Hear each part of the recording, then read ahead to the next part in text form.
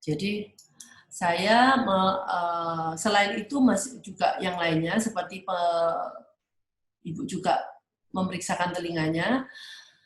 Telinga itu ada pemeriksaan dua hal. Kalau saya ngomong itu memeriksakan pendengarannya dan keadaan telinga bagian tengah dengan tes timpani. Jadi hal-hal itu yang bisa paling sedikit kita ketahui. Kalau telinga anak kita udah oke, kita lihat mata anak kita.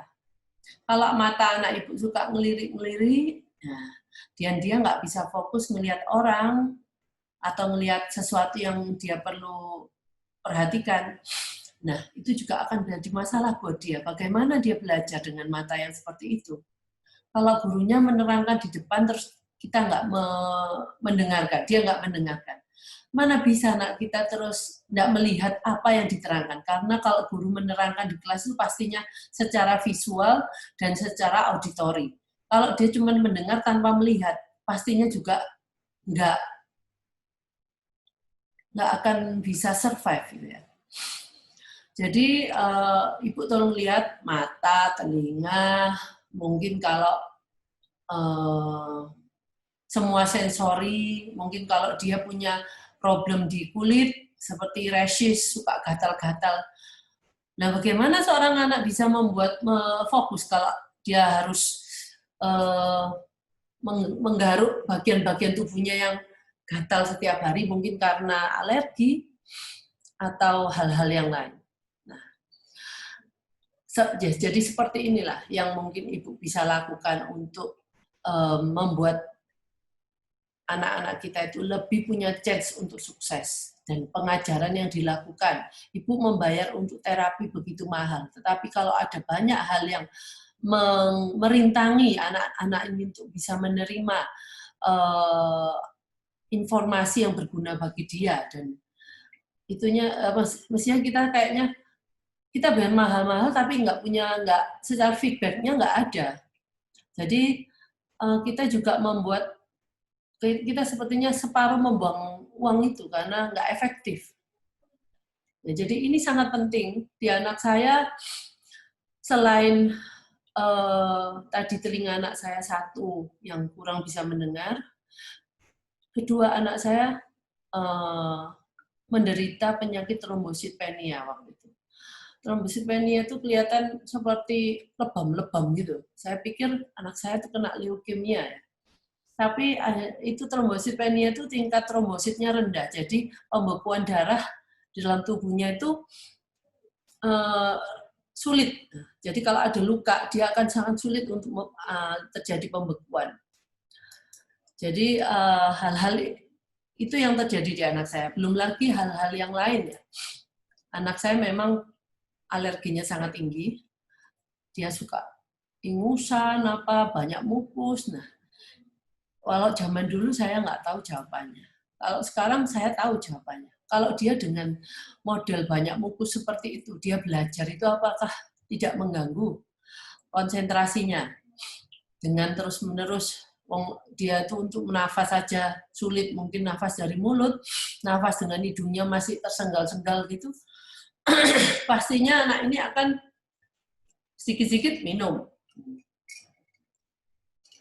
Itu hal juga. Jadi hal-hal yang seperti ini nih tolong juga dipikirkan oleh para ibu dan bapak di sini untuk bisa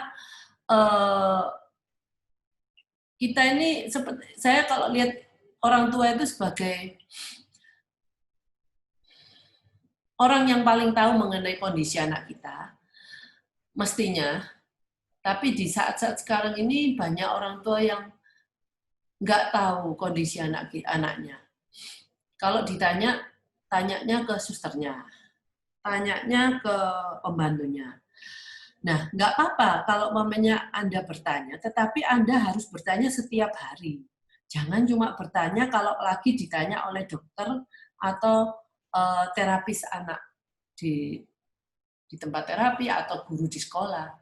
Akhirnya kita kalau, Bu, ini ya, Ibu memangnya anak Ibu senangnya makan apa? Oh, sebentar Bu, saya telepon ke suster saya dulu ya, anak saya sukanya makan apa?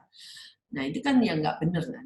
Nggak apa-apa mestinya ibu, walaupun ibu nggak tahu nggak tahu tiap hari eh, keseharian dia, tetapi kalau ibu bertanya setiap hari ke pembantu, ke suster, atau ke siapapun di rumah itu akan jauh lebih make sense gitu. Jadi ibu kayak gini, saya bekerja, tapi saya tahu setiap detail anak saya, walaupun saya tidak mengerjakan sendiri. Itu yang saya mau. Saya pun, untuk hal ini, saya punya cerita. Anak saya itu, saya beri pelajaran ekstrakurikuler main piano, waktu itu umur 8 tahun. Ya. Nah, dengan kondisi saya bekerja, tidak memungkinkan bagi saya untuk melatih dia setiap hari. Jadi saya mencari, kan kalau les piano seminggu cuma sekali 30 menit lagi. Saya mencari pengganti saya. Saya tahu enggak, istilahnya tidak ada rotan, akar pun jadi. Jadi saya nggak punya terapis, saya punyanya pembantu di rumah. Tetapi kalau pembantu, saya akan ngomong di depan, nanti kamu saya suruh untuk melatih anak saya untuk latihan piano di rumah ya. Karena kalau untuk piano itu kita harus latihan tiap hari di rumah. Kalau enggak, percuma lah les piano 1 minggu 1 kali, nggak akan ada hasilnya. Tapi kalau saya ngomong itu ke pembantu saya, tapi pastilah dia menolak. Jadi saya melakukan, saya ajak pembantu saya mulai pertama kali anak saya les piano. Saya ajak, saya nggak ngomong apa-apa ke dia, tapi saya tunjukkan bagaimana sih les pianonya. Dan saya ngomong gampang. Kalau awal-awal les piano itu kan cuma do re mi, anak diajar untuk mendengarkan lagu di mana kapan dia harus masuk, kapan dia harus diam. Nah, inilah akhirnya dia, iya ya gampang ya. Nah, dari sanalah ibu akan ngomong, oke, kalau untuk level pembantu, kita nggak bisa, kita juga harus tahu. Sebagai seorang ibu, orang mana yang kita bisa instruksikan secara lisan, orang mana yang harus diajarkan melalui modeling.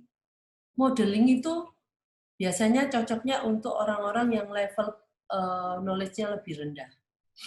Jadi, Anda harus melakukan modeling itu ke orang yang mau Anda suruh menggantikan peran Anda. Tapi modeling ini juga nggak bisa sekali aja dia harus pasti bisa. Sampai orangnya itu mempunyai percaya diri bahwa dia bisa melakukan itu dengan anak kita, baru kita bisa melepas pelan-pelan. Nah, itu yang mau saya sampaikan, bahwa untuk kita mau membuat orang lain menggantikan tempat kita pun itu juga ada caranya. Bukannya kita tidak boleh, asal kita melakukannya dengan tepat.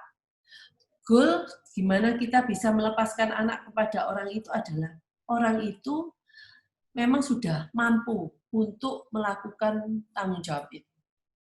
Itu yang mungkin Ibu bisa solusi untuk mungkin orang tua yang masih bekerja dan harus memberikan tanggung jawab itu di rumah. Salah satu yang bisa kita lakukan ke mereka itu adalah random check. Kita bisa sewaktu-waktu mengecek anak kita. Anak kita bisanya sampai di mana sekarang. Jadi jangan berikan semuanya tanpa kita ngecek. Akhirnya ya namanya orang ya, orang itu kan cuma membantu kita. Dia juga tidak akan melakukan tugasnya dengan benar. Nah, itu yang mungkin harus kita seriusin kalau kita punya pembantu. Tidak bisa dibiarkan, atau pembantu itu bisa siapapun ya. Dalam hal ini bukan saya mengatakan pembantu itu harus seseorang yang statusnya menjadi pembantu rumah tangga. Pembantu bisa aja orang-orang yang asisten lah, orang-orang yang membantu kita. Mungkin itu bisa saudara, mungkin itu bisa apa namanya, siapapun yang bisa kita mintain pertolongan. Kalau di luar negeri kita bisa ada yang namanya volunteer ya. Sayangnya kalau di sini kayaknya volunteernya itu saya tidak tahu. Banyak di sini di mana volunteernya kita bisa mengundang volunteer untuk membantu anak-anak kita. Tapi volunteer kalau in and out hanya sebentar datang, sebentar habis itu hilang, ya percuma lah. Maksudnya volunteer juga harus ada tenggat waktunya. Kapan kalau mau membantu ya paling sedikit harus waktunya sekian lama. Kalau enggak kamu cuma membantu saya sebulan, capek ngajarnya. Ngajarnya belum baru selesai dia sudah keluar. Terus ngajar lagi orang lagi. Akhirnya kita capek di tengah-tengah pengajaran itu.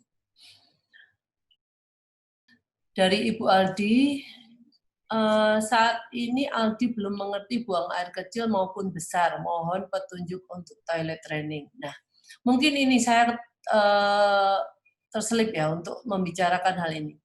Saya untuk hari ini kan memang saya mau share mengenai pengalaman saya dan saya mau mencari topik-topik untuk seminar berikutnya. Seperti untuk dari Bu Ati, topik mengenai toilet training atau apapun ini. Jadi nanti di akhir saya sudah membicarakan ini, saya ada berikan ada banyak kasus yang mestinya terjadi di anak. Nah, Anda boleh memilih kasus apa yang ingin saya bahas di pertemuan selanjutnya. Jadi kalau yang pertemuan selanjutnya ini kita sudah membahas caranya. Saya sekarang membahas situasinya. Jadi kalau cara ini bisa nggak berhasil kalau ada relasi anak nggak bagus, antara anak dengan orang tua nggak bagus. Jadi cara ini yang saya nanti mau sharekan pada minggu-minggu berikutnya itu meskipun caranya bagus sekali dan sangat bisa berlaku di orang lain, bisa juga ada beberapa orang yang tidak sukses melakukan hal itu. Itu karena hal-hal yang saya bicarakan sekarang ini. Jadi Ibu nanti dengarkan dulu ini, nanti saya akan melakukan seminar yang spesifik khusus untuk toilet training. Nah, pada waktu itu saya sudah tidak membicarakan mengenai hal-hal yang Ibu perlu lakukan di rumah. Jadi kalau seperti saya ngomong, kalau kita selalu berbicara tidak, jangan ke anak kita, kira-kira anak kita itu senang nggak dengan kita? Pastinya nggak suka. Nah, kalau hal itu terus kita datang, kita mau melakukan suatu intervensi, apakah itu akan chance-nya untuk keberhasilannya sangat tinggi? Pastinya enggak. Karena begitu Ibu mendekati dia sudah ngomong. Biasanya ibuku cuma bisa bilang, enggak boleh ini, jangan itu. Dan akhirnya anak itu ngeblok dirinya sendiri. Maka dari itu, saya mau katakan ini semua supaya cara nanti apapun caranya itu bisa masuk dengan baik ke anak kita. Oke, saya nggak apa-apa sih. Saya juga akan menulis, mengumpulkan semua pertanyaan dari orang tua supaya nanti next saya akan membicarakan itu lebih detail lagi. Nanti kalau memang masih ada waktu, saya akan mengatakan itu semua.